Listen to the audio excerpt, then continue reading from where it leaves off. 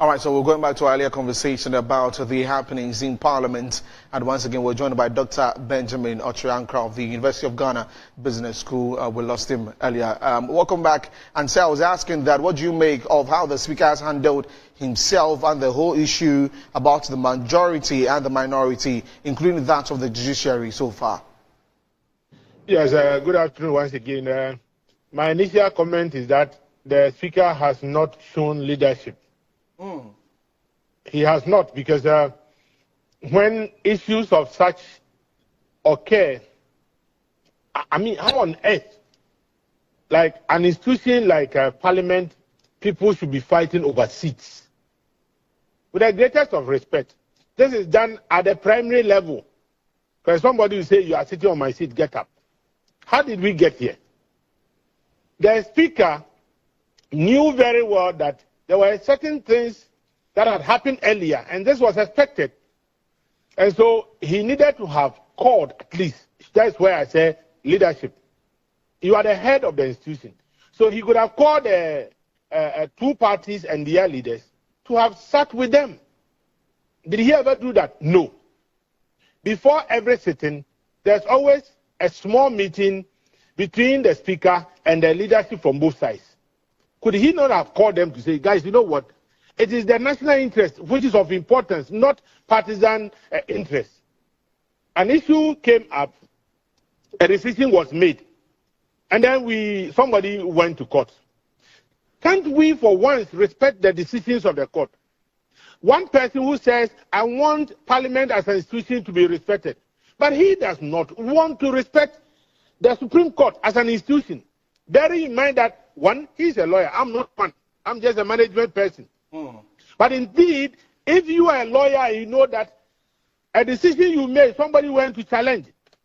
And then they said, you hold on.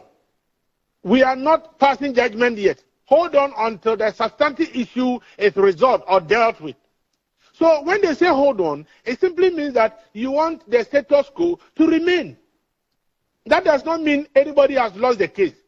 So why can't we wait? But Doc, we are fighting over seats. Doc, coming in, the Speaker has mentioned that the decision of the Supreme Court cannot be, held in the House per the Constitution and we also are not in a banana republic. The Constitution that he is referring to says we should not be quoting what makes us happy or what will defend our stance.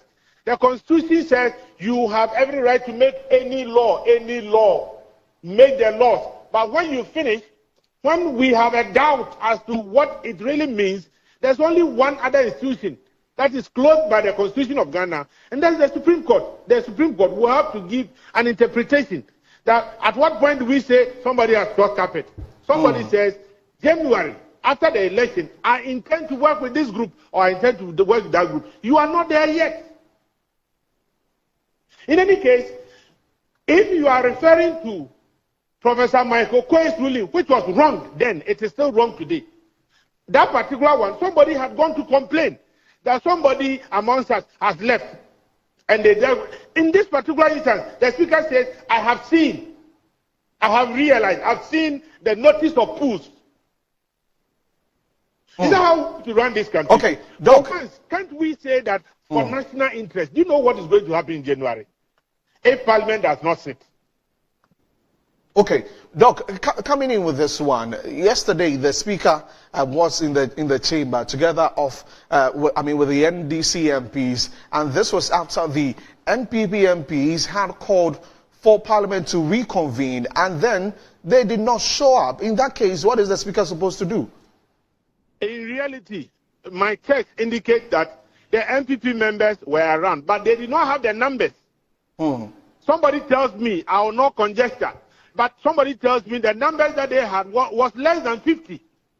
So if they had even entered the Parliament, what is the minimum number that they need to start normal business?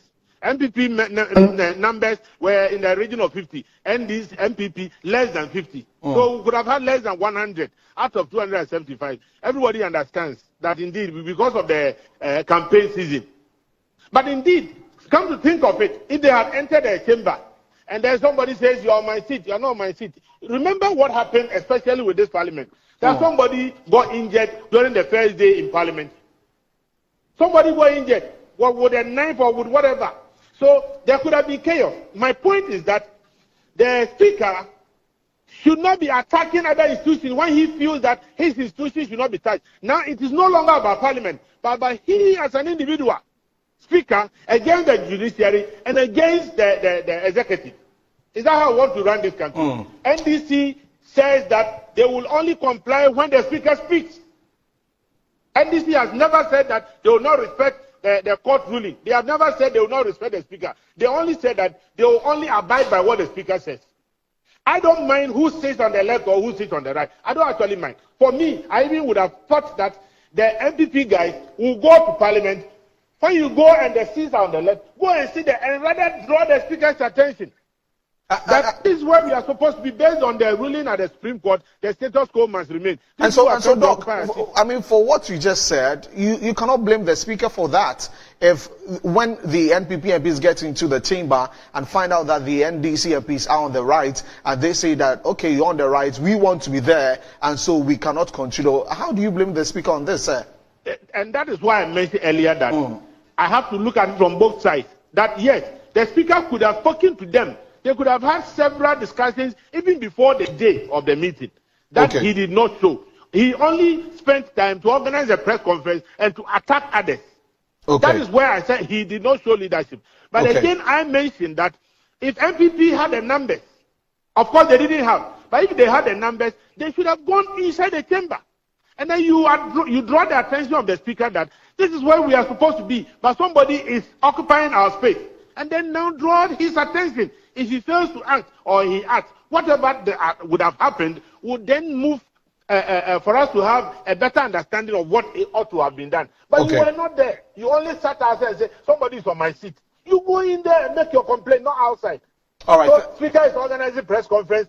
Minority or MPP is also organizing press conference. We cannot run the country with press conferences. Government business must occur in the chamber, not press conferences. Can't we say that we are building consensus?